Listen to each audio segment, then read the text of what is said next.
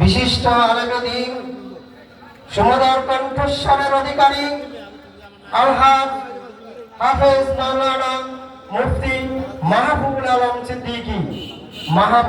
সিদ্দিকী, খতিব গাউসিয়া জামে মসজিদ নারায়ণগঞ্জ, হুজুরকে তার মূল্যবান বক্তব্য পেশ করার জন্য অনুরোধ করছি।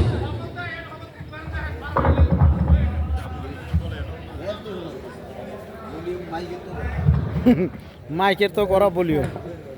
আসসালামু আলাইকুম ওয়া রাহমাতুল্লাহি ওয়া বারাকাতুহু। সালামের আওয়াজ শুনে মনে হয় এই এলাকায় রাতে সালামের জবাব দেওয়া নিষেধ। আর কইছে এমন কিছু নিয়ম আছে?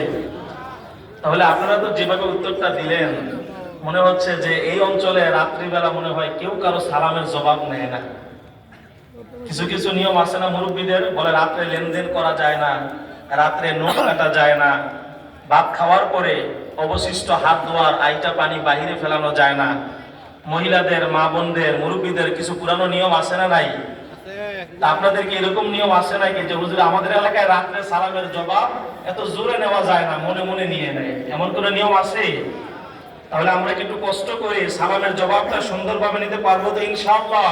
ইনশাআল্লাহ। আসসালামু আলাইকুম ওয়া রাহমাতুল্লাহি ওয়া বারাকাতুহু। ইন্নাল